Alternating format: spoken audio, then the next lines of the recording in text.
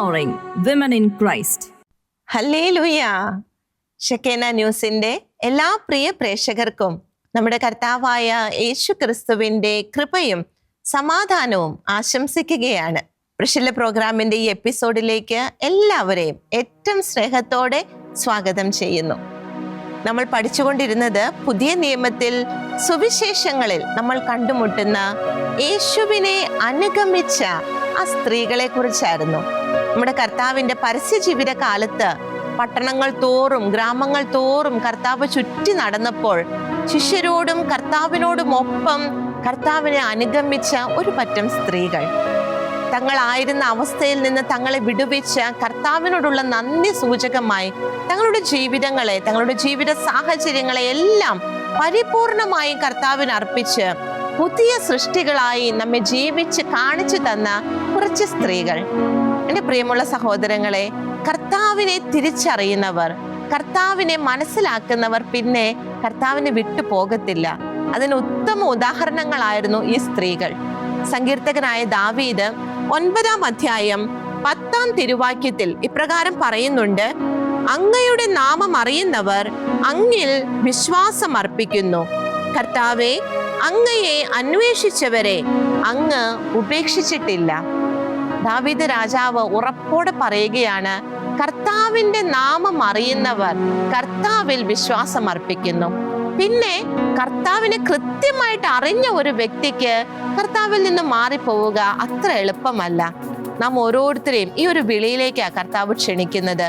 ഈ സ്ത്രീകളെ പോലെ മറ്റൊന്നും വകവയ്ക്കാതെ കർത്താവിനെ പിൻചെല്ലുവാനായിട്ട്, പുതിയ സൃഷ്ടികളായി മാറി രൂപാന്തരപ്പെട്ട് കർത്താവിനെ അനുഗമിക്കുവാനായിട്ട് കർത്താവ് നമ്മെ വിളിക്കുകയാ.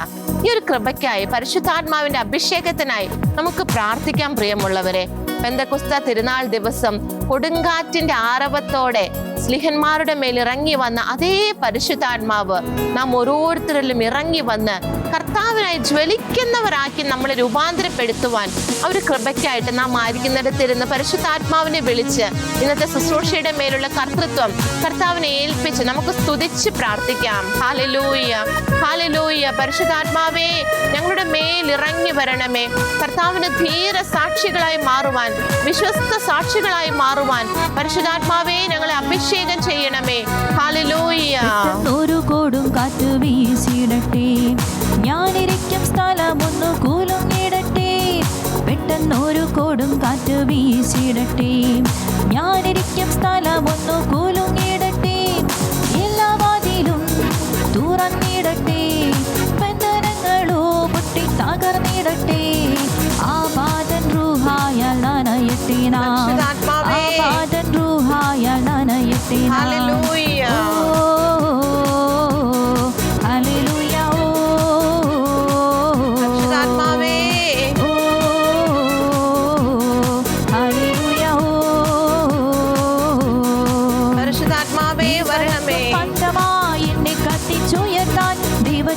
തേജസ്സിന് വന്നിടട്ടെ, പറക്കും ബന്ധമായി എന്നെ കത്തിച്ചുയർത്താൻ ദൈവത്തിന്റെ തേജസ്സിന് വന്നിടട്ടെ. പരിശുദ്ധാത്മാവേ, ഞങ്ങൾ പ്രാർത്ഥിക്കുന്നു. തീയായി പരിശുദ്ധാത്മാവേ ഞങ്ങളുടെ മേൽ ഇറങ്ങി വരണമേ. പെന്തക്കോസ്ത തിരുനാൾ ദിവസം സ്ലിഹന്മാരുടെ മേൽ ഇറങ്ങി വന്ന് അവരെ ബലപ്പെടുത്തിയ ആത്മാവേ, കർത്താവിന് സാക്ഷ്യം നൽകുവാൻ, കർത്താവിന്റെ വചനത്തിന്റെ വാഹകരാകുവാൻ പരിശുദ്ധാത്മാവേ ഞങ്ങളെ അഭിഷേകം ചെയ്യണമേ. ഹല്ലേലൂയ. പരിശുദ്ധാത്മാവേ വരണമേ, പരിശുദ്ധാത്മാവേ വരണമേ. പുത്രൻ ആറുണർന്നിടട്ടെ, യുവതി യുവാക്കന്മാർ പ്രവചിക്കട്ടെ. സംഭവിക്കട്ടെ പരിശുദ്ധാത്മാവേ. ആറുണർന്നിടട്ടെ, യുവതി യുവാക്കന്മാർ പ്രവചിക്കട്ടെ. ഹല്ലേലൂയ. മുതിർന്നവരോ കത്തി ജ്വലിച്ചിടട്ടെ, അതിനായി റൂഹായി നൽകണമേ. മുതിർന്നവരോ കത്തി ജ്വലിച്ചിടട്ടെ, അതിനായി റൂഹായി നൽകണമേ. പഞ്ചമായി എന്നെ കത്തിച്ചുയർത്താൻ ദൈവത്തിന്റെ തേജസ്സിന് വന്നിടട്ടെ. പറക്കും പഞ്ചമായി എന്നെ കത്തിച്ചുയർത്താൻ ദൈവത്തിന്റെ തേജസ്സിന് വന്നിടട്ടെ. ഓ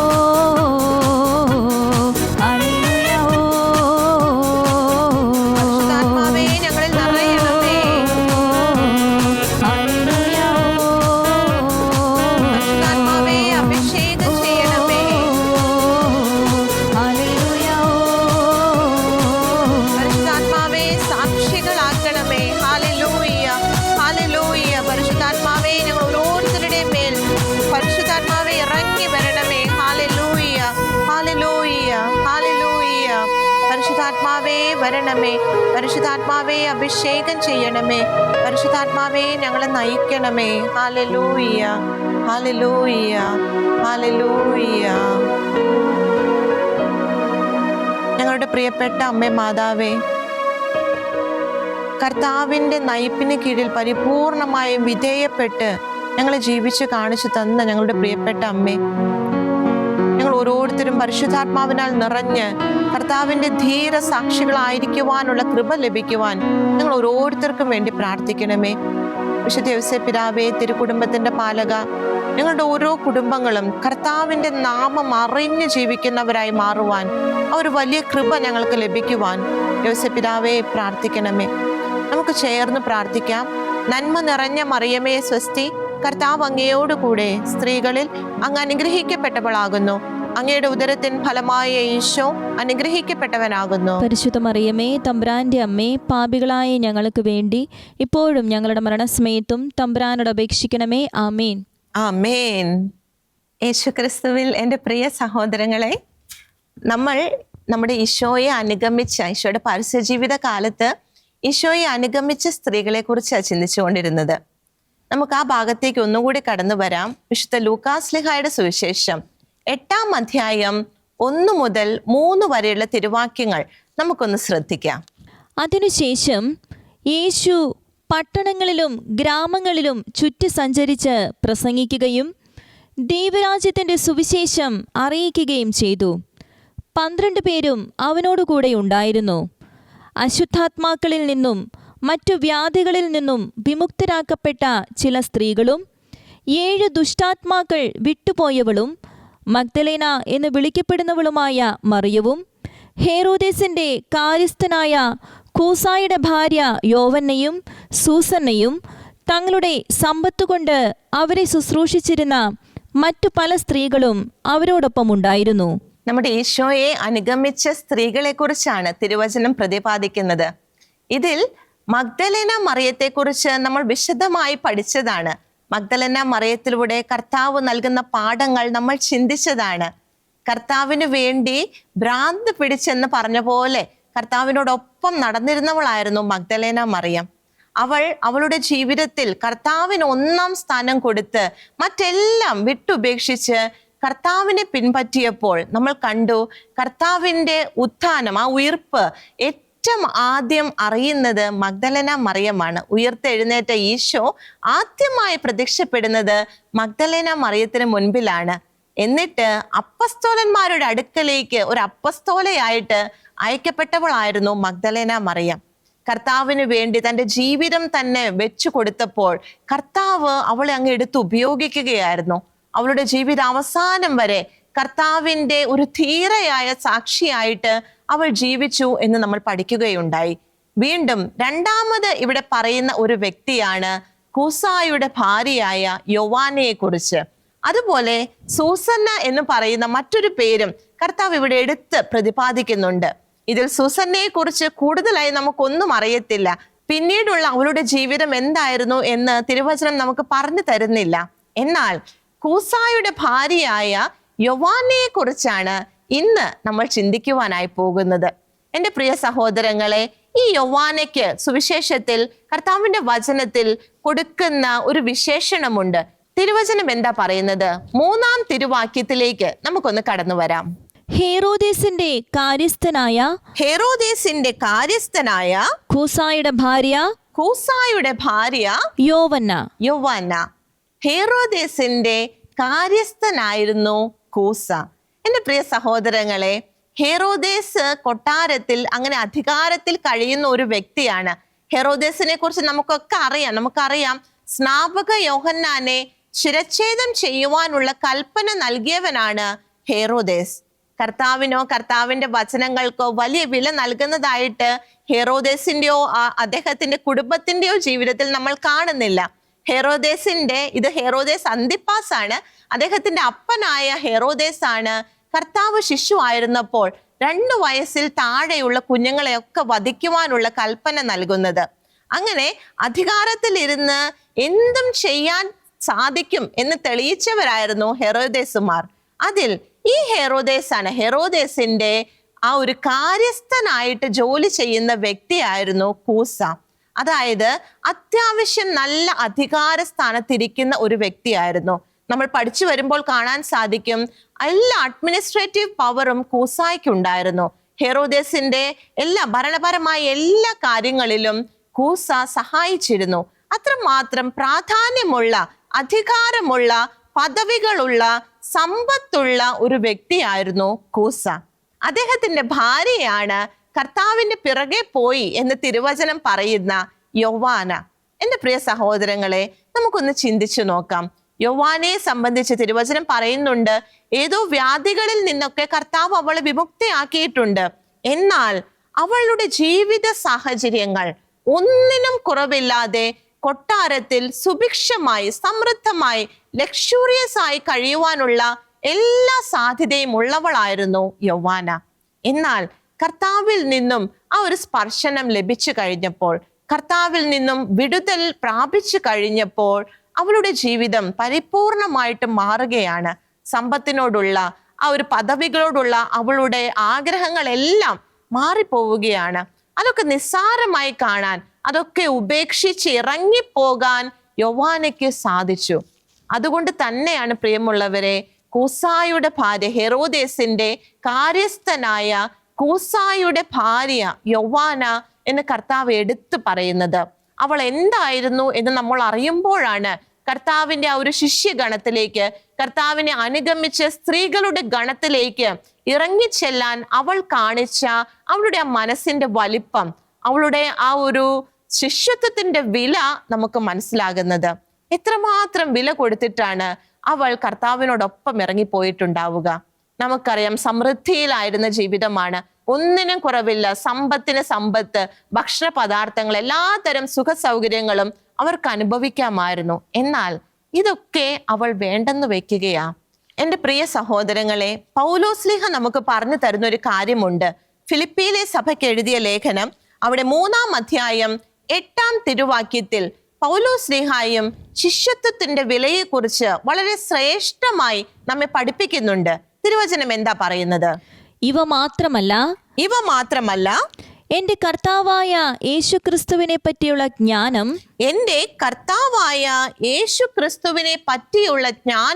കൂടുതൽ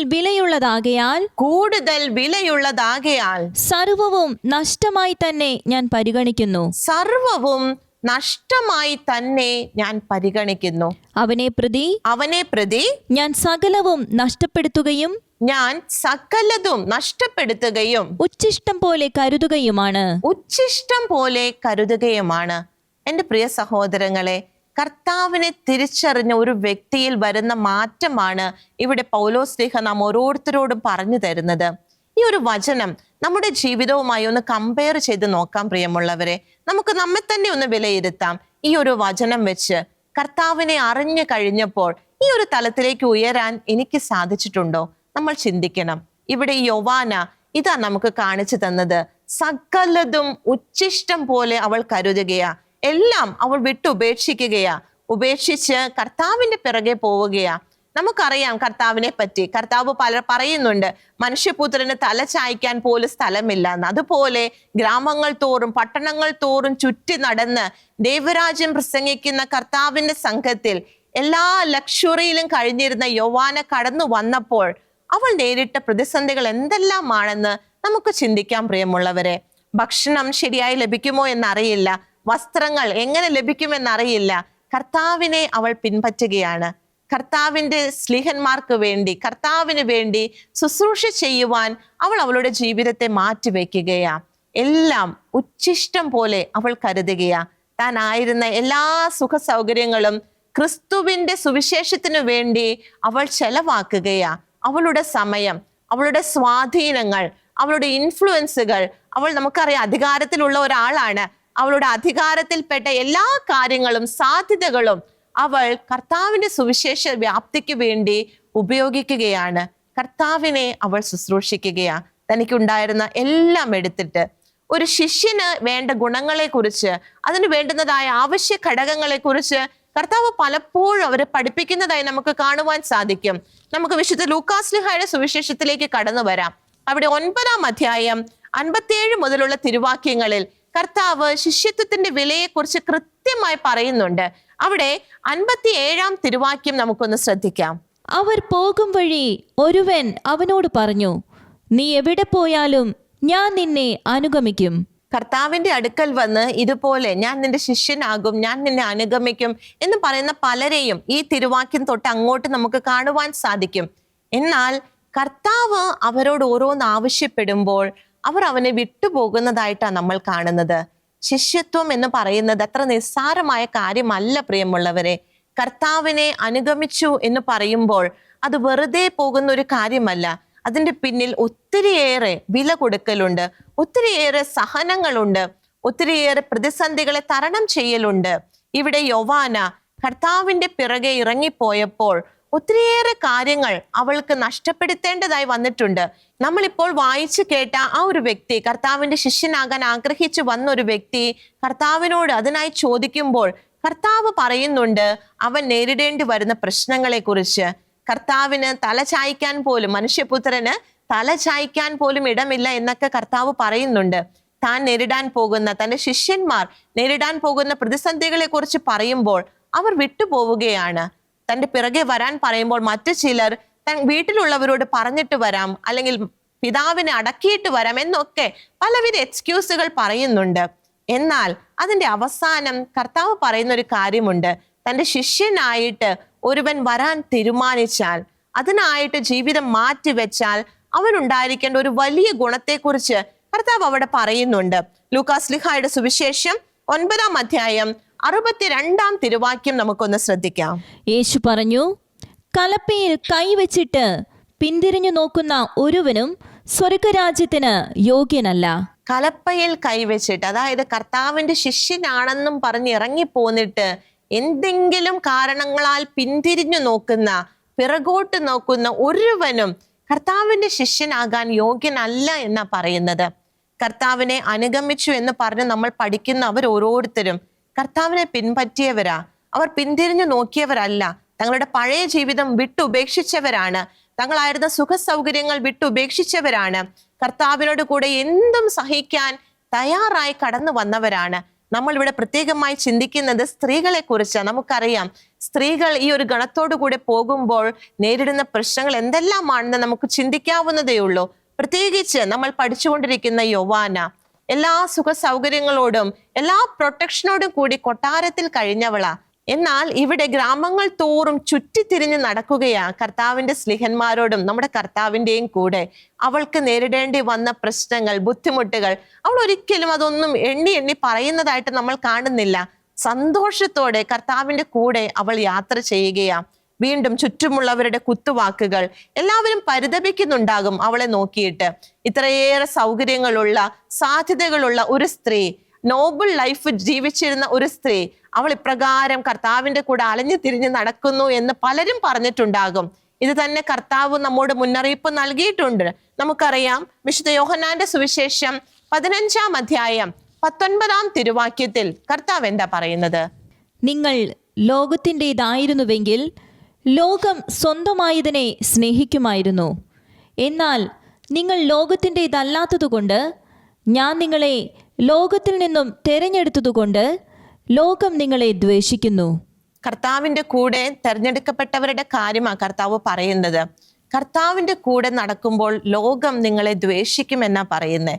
ഇവിടെ യോവാനയെ സംബന്ധിച്ചിടത്തോളം എല്ലാ സാധ്യതകളും ഉണ്ടായിരുന്നെങ്കിൽ അതെല്ലാം വിട്ട് അവൾ ഇറങ്ങി തിരിച്ചപ്പോൾ ചുറ്റുമുള്ളവരുടെ, ലോകത്തിന്റെ ആ പുറകെ പോകുന്നവരുടെ ആ ഒരു ദ്വേഷ്യം, അവരുടെ വിദ്വേഷം അവളോടൊപ്പം വരികയാ.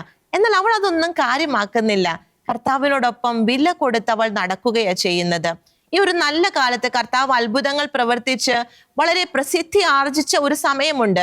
ആ സമയത്ത് കർത്താവിന്റെ കൂടെ അവൾ ഉണ്ടായിരുന്നു. അപ്പോൾ മാത്രമല്ല, കർത്താവിന്റെ കുരിശു മരണത്തിന്റെ സമയത്തും യോവാന കർത്താവിനെ വിട്ടുപേക്ഷിച്ചിട്ടില്ല. നമുക്കറിയാം, ഹെറോദേസ് ഒക്കെ കർത്താവിനെ വിധിക്കാൻ നിന്ന ആളാണ്. അവരുടെ കൊട്ടാരത്തിൽപ്പെട്ട ഒരാളെന്ന നിലയിൽ യോവാനയ്ക്ക് അവിടെ നിൽക്കുമ്പോൾ അവളുടേതായ ഒത്തിരിയേറെ പ്രശ്നങ്ങളുണ്ട്. എന്നാൽ അവൾ അതൊന്നും കണക്കിലെടുക്കാതെ കർത്താവിനോട് ഒപ്പം നിൽക്കുന്നതായിട്ടാണ് നമ്മൾ കാണുന്നത്. നമുക്ക് തിരുവചനത്തിലേക്ക് വരാം. ഇതിനൊക്കെ പ്രതിഫലം കർത്താവ് കൊടുക്കുന്നുണ്ട്. വിശുദ്ധ മത്തായിയുടെ സുവിശേഷം 27-ാം അധ്യായം 55 തിരുവാക്യം നമുക്കൊന്ന് വായിക്കാം.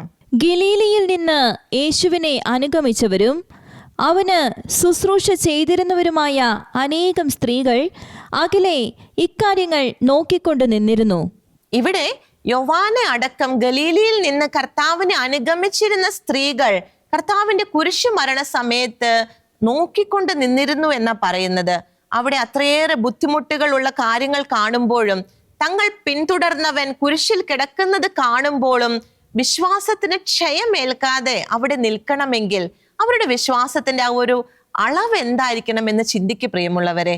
നാം ഓരോരുത്തരെയും ആ ഒരു സ്ഥാനത്ത് വെച്ച് നമുക്കൊന്ന് നോക്കാം. നമുക്ക് അവിടെ നിൽക്കാൻ അങ്ങനെ സാധിക്കുമോ? കർത്താവിന്റെ സാക്ഷി എന്ന് പറഞ്ഞ ആ സമയത്ത് കർത്താവിനോട് ചേർന്ന് നിൽക്കാൻ നമുക്ക് സാധിക്കുമോ? എന്നാൽ ഇതിനൊക്കെ കർത്താവ് പ്രതിഫലം നൽകുന്നുണ്ട്. അവസാനം എന്താ ഉണ്ടായത്? നമുക്ക് ലൂക്കാസ്ലിഹായുടെ സുവിശേഷം 24 അധ്യായം 10 തിരുവാക്യത്തിലേക്ക് ഒന്ന് കടന്നു വരാം. അവിടെ തിരുവചനം എന്താ പറയുന്നത്? മഗ്ദലേന മറിയവും യോവാനയും യാക്കോബിന്റെ അമ്മയായ മറിയവും അവരോട് കൂടിയുണ്ടായിരുന്ന മറ്റു സ്ത്രീകളുമാണ് ഇക്കാര്യങ്ങൾ അപ്പസ്തോലന്മാരോട് പറഞ്ഞത്. ഇവിടെ കർത്താവിന്റെ കല്ലറ സന്ദർശിക്കാനായിട്ട് അവർ പോകുമ്പോൾ അവിടെ കർത്താവിനെ അവർ കാണുന്നില്ല. ഉയർത്തവനായി കർത്താവ് അവർക്ക് പറഞ്ഞു കൊടുക്കുകയാണ് ദൂതന്മാർ വഴി. ഈ ന്യൂസ്, ഈ ഒരു വാർത്ത ആദ്യം കേൾക്കുന്നവരുടെ കൂടെ യോവാനയും ഉണ്ടായിരുന്നു. പ്രിയമുള്ളവരെ, കർത്താവിന് വേണ്ടി ഇത്രയേറെ വില കൊടുത്ത് നിന്ന ആ ജീവിതത്തെ കർത്താവ് മാനിച്ചുയർത്തുകയാ. തന്റെ ഉയർപ്പിന്റെ ആ ഒരു വാർത്ത ആദ്യം കേൾക്കുന്നവരുടെ കൂടെ യോവാനയും ഉണ്ടായിരുന്നു. ഇവരാണ് പിന്നീട് അപ്പോസ്തലന്മാരോടെല്ലാം ഈ കാര്യങ്ങൾ പറയുവാനായി നിയോഗിക്കപ്പെടുന്നത്. എത്രയോ വലിയ ഒരു ഭാഗ്യമായിരുന്നു യോവാനയ്ക്ക് ലഭിച്ചത്. കർത്താവിന്റെ ഉയർപ്പിന്റെ ആദ്യ സാക്ഷിയായിട്ട് അവൾ മാറുകയാ. കർത്താവിനോട് ചേർന്ന് തന്റെ ജീവിതം സമർപ്പിച്ചപ്പോൾ യോവാനയെ കർത്താവ് എടുത്ത് ഉയർത്തുന്നതായിട്ടാണ് നമ്മൾ കാണുന്നത്. തന്റെ സാധ്യതകളും തന്റെ സമ്പത്തും തന്റെ ആ ഒരു അധികാരവും എല്ലാം കർത്താവിന്റെ സുവിശേഷത്തിനായിട്ട് അവൾ മാറ്റിവെച്ചപ്പോൾ കർത്താവ് അവളെ പ്രതിഫലം നൽകി അനുഗ്രഹിക്കുന്നുണ്ട്. ഉറപ്പായിട്ടും നമുക്കറിയാം നിത്യതയിൽ അവൾക്ക് പ്രതിഫലമുണ്ട്. മാത്രമല്ല, ഇവിടെ ആയിരുന്നപ്പോൾ തന്നെ താൻ അനുഗമിച്ചവൻ കുരിശിൽ മരിച്ചത് കണ്ടവളുടെ മുൻപിൽ ഉയർത്തതായിട്ട് പ്രഖ്യാപിക്കപ്പെടുമ്പോൾ അവൾക്കുണ്ടായിരുന്ന ആ ഒരു സന്തോഷം, ആ ഒരു നിർവൃതി, അതിലേക്ക് പ്രിയമുള്ളവരെ കർത്താവ് നമ്മ ഓരോരുത്തരെയും വിളിക്കുന്നത്. കർത്താവിന്റെ കൂടെ നടക്കുമ്പോൾ നമുക്ക് പ്രതിഫലമുണ്ട്. അതിനുള്ള റിസൾട്ട് കർത്താവ് തന്നെ ഈ കാലത്ത് തന്നെ നമ്മൾ ജീവിക്കുന്ന കാലത്ത് തന്നെ നമുക്ക് നൽകുമെന്ന് കർത്താവിന്റെ വാഗ്ദാനമുള്ളതാ. ഈ ഒരു കൃപയിലേക്ക് യോവാനയിലൂടെ കർത്താവ് നാം ഓരോരുത്തരെയും വിളിക്കുന്നത്. നമുക്കറിയാം, കൊറിന്തോസുകാർക്ക് എഴുതിയ 2 ലേഖനം 5 അധ്യായം 15 തിരുവാക്യം നാം ഓരോരുത്തരോടും യോവാനയിലൂടെ കർത്താവ് നൽകുന്ന വലിയൊരു സന്ദേശമാണ്. എന്താ തിരുവചനം പറയുന്നത്? ജീവിക്കുന്നവർ ഇനിയും തങ്ങൾക്ക് വേണ്ടി ജീവിക്കാതെ തങ്ങളെ പ്രതി മരിക്കുകയും ഉയർക്കുകയും ചെയ്തവനു വേണ്ടി ജീവിക്കേണ്ടതിനാണ് അവിടുന്ന് എല്ലാവർക്കും വേണ്ടി മരിച്ചത്. നാം ഓരോരുത്തരുടെയും ജീവിതം എന്തായിരിക്കണമെന്ന തിരുവചനം ഇപ്പോൾ നമുക്ക് പറഞ്ഞു തന്നത്. യോവാനെ പോലെ മറ്റൊന്നും നോക്കാതെ കർത്താവിന് വേണ്ടി ജീവിക്കാൻ, കർത്താവിനോട് ചേർന്ന് ജീവിക്കാൻ നമുക്ക് ഓരോരുത്തർക്കും സാധിക്കട്ടെ. അതിനായിട്ടാണ് ഈ വ്യക്തികളെ കുറിച്ചൊക്കെ കർത്താവ് നമുക്ക് പറഞ്ഞു തരുന്നത്. ഹെറോദേസിന്റെ കാര്യസ്ഥനായ കൂസായുടെ ഭാര്യ യോവാന തന്റെ എല്ലാ പദവികളും തന്റെ എല്ലാ സാധ്യതകളും സമ്പത്തും ഉപേക്ഷിച്ച് കർത്താവിന് വേണ്ടി ജീവിക്കുവാൻ അവൾ ധീരതയോടെ മുന്നോട്ട് വരികയാണ്. എല്ലാ കുത്തുവാക്കുകളെയും തെറ്റായ നോട്ടങ്ങളെയും എല്ലാ കുറ്റപ്പെടുത്തുന്ന വാക്കുകളെയും ഒക്കെ മറികടന്ന് കർത്താവിന്റെ ധീരസാക്ഷിയായി അവൾ നമ്മുടെ മുൻപിൽ നിൽക്കുകയാണ്. എന്റെ പ്രിയ സഹോദരങ്ങളെ, ഇതുപോലെ കർത്താവിന് വേണ്ടി ഭ്രാന്ത് പിടിച്ചവരായിട്ട് ജീവിക്കാനുള്ള ഒരു ക്ഷണം കർത്താവ് നമുക്ക് നൽകുന്നുണ്ട്. മറ്റെല്ലാം വിട്ടുപേക്ഷിച്ച് കർത്താവിന് 1-ാം സ്ഥാനം കൊടുത്ത് ജീവിക്കുവാനുള്ള കൃപ, അതിനു വേണ്ടി നമുക്ക് ആഗ്രഹിക്കാം. അതിനായി നമുക്ക് പ്രാർത്ഥിക്കാം. നമ്മുടെ കർത്താവിനോടൊപ്പം നിത്യതയിൽ ആയിരിക്കുന്ന സമയത്തെ കണ്ടുകൊണ്ട് ഈ ലോക ജീവിതത്തിലെ നിസ്സാരതകളെ മാറ്റിവെച്ച് കർത്താവിനോട് ചേർന്ന് മുന്നോട്ട് പോകുവാനുള്ള കൃപയ്ക്കായി പ്രാർത്ഥിച്ച് നമുക്ക് അവിടുത്തെ ആരാധിക്കുവാനായി, നന്ദി പറഞ്ഞ് ആരാധിക്കുവാനായിട്ട് ഒരുങ്ങാം. ഒരുങ്ങാം. ഹല്ലേലൂയ. കർത്താവേ, ഞങ്ങൾ നന്ദി പറയുന്നു. അങ്ങ് നൽകിയ ഈ വചനങ്ങൾക്കായിട്ട്, അങ്ങ് നൽകുന്ന ബോധ്യങ്ങൾക്കായിട്ട് നന്ദി പറയുന്നു. ഹല്ലേലൂയ. കർത്താവേ, യോവാനയെ പോലെ അങ്ങേ ചങ്കായി സ്വീകരിച്ച് ജീവിക്കുവാനുള്ള കൃപ ഞങ്ങൾക്ക് നൽകണമേ ഈശോയേ. Hallelujah, hallelujah, hallelujah, hallelujah. ഒരു ദൈവമുണ്ടല്ലോ, എന്നെ കരുതുന്ന ദൈവമുണ്ടല്ലോ. ഹല്ലേലൂയ. എനിക്കൊരു ദൈവമുണ്ടല്ലോ, എന്നെ കരുതുന്ന ദൈവമുണ്ടല്ലോ. ഏതൊരാപത്തിലും ഏതു നേരത്തിലും എന്നെ താങ്ങും ദൈവമുണ്ടല്ലോ. ഹല്ലേലൂയ. ഏതൊരാപത്തിലും ഏതു നേരത്തിലും എന്നെ താങ്ങും ദൈവമുണ്ടല്ലോ. ഈശോയേ നന്ദി. ഈശോയേ സർവശക്തനേ, പരിശുദ്ധനേ, ആരാധന സ്തുതി നിനക്ക്. ഹല്ലേലൂയ. ആരാധിക്കും ഞാൻ, ആനന്ദിക്കും ഞാൻ, വിശ്വാസത്താൽ ആരാധിക്കും ഞാൻ. ആമേൻ, ആമേൻ. ആരാധിക്കും ഞാൻ, ആനന്ദിക്കും ഞാൻ, വിശ്വാസത്താൽ ആരാധിക്കും ഞാൻ. Hallelujah, hallelujah. ആനന്ദത്തോടെ അങ്ങയെ ശുശ്രൂഷിക്കുവാൻ, അങ്ങയോടൊപ്പം നടക്കുവാൻ, അങ്ങയുടെ വചനത്തിൽ ആഴപ്പെടുവാൻ കർത്താവേ കൃപ നൽകണമേ.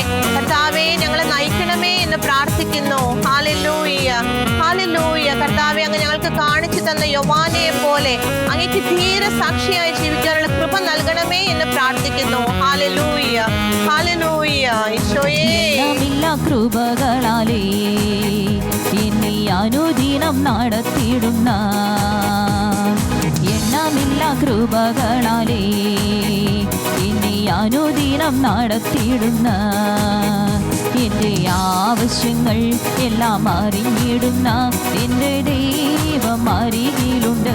ഹല്ലേലൂയ. എൻ്റെ ആവശ്യങ്ങൾ എല്ലാം അറിഞ്ഞിടുന്ന എൻ്റെ ദൈവം അരികിലുണ്ട്. ഈശോയേ സർവശക്തനേ, പരിശുദ്ധനേ, ആരാധന സ്തുതി നിനക്ക്. ഹല്ലേലൂയ.